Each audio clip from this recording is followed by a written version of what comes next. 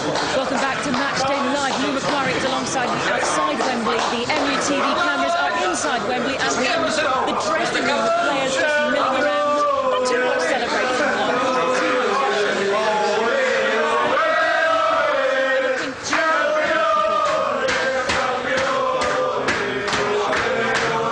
But certainly on the way back to Manchester, they'll go from here to the Euston station and jump on the train. I think that train will be rocking all the way to Manchester. That's probably when they'll enjoy themselves the most, really. It always, you know, confuses me as to where they actually find the headwear from. They've always got these crazy hats on. Where have they got them? Fans throwing them at them, or have they brought them along, do you think? Has Rio been down the mega store?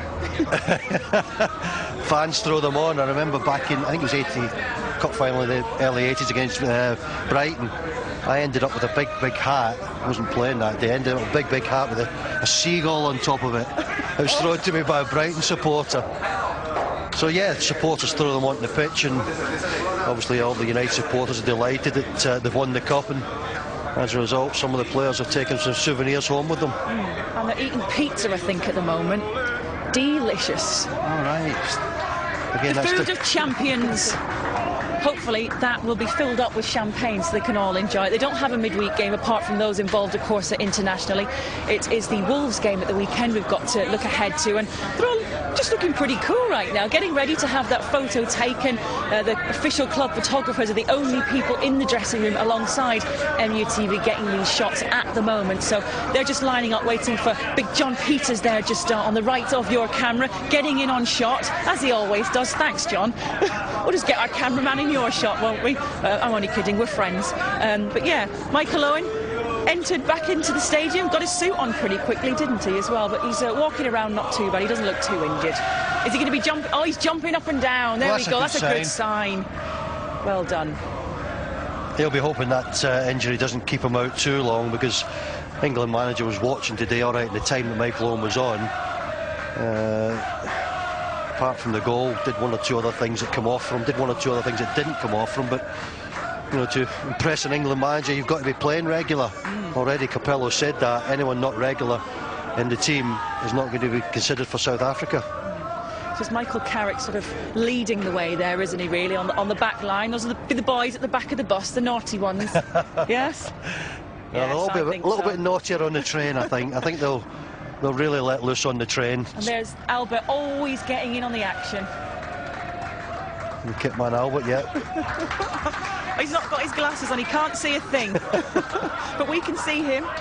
Oh, Patrice has got them on, modelling them beautifully, Pat. Manager keeping everyone under reasonable control. It's good to see, though. Sometimes you see teams winning trophies and in the dressing room they go absolutely berserk and sometimes make a fool of themselves. Not our boys. Nice to see Wayne Rooney next to Michael Owen as well. Both England boys, both scoring today. You see, in the early rounds of the Carling Cup, really, people think, well, it's not much of a competition. But as you get nearer and nearer, well, certainly as you get to the quarters and semi-finals, everyone then realises the importance of it. Everyone realises it's a trip to Wembley. And if you win at Wembley, it starts with these celebrations.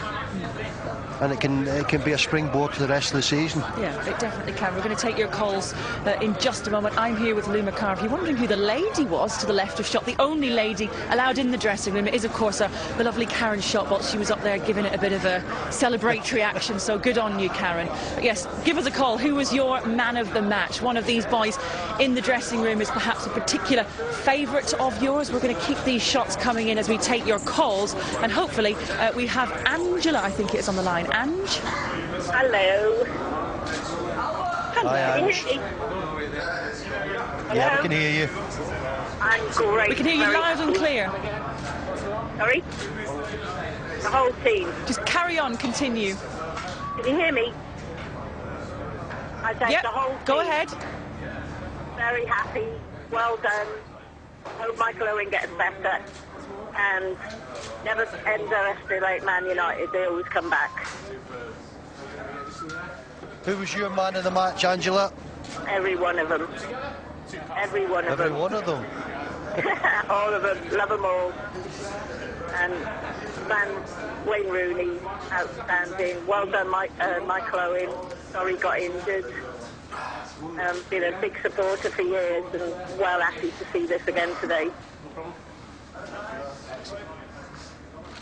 Yeah, thank you very much for your call. Thank you for that. Keep them coming in. 0845 602 68 99. There we have Valencia, man of the match, is passing the trophy along between teammates to get a photograph to take back home as a souvenir, but it's the memories more than anything, isn't it, Lou? Yeah, I mean, he's not been used to winning things. Obviously, he started his career in this country at Wigan, wasn't successful there, and came to Old Trafford with trophies in mind. But sometimes those trophies can elude you, and you end up winning nothing. But I was also pleased to see Darren Gibson getting on as well. Yeah. Played his part in the early rounds, scored a couple of goals against Spurs, and I thought today, well, obviously when we knew the team and it was announced, I just thought the most disappointed player of all would be Darren Gibson. He probably felt that he would be in the starting lineup. Although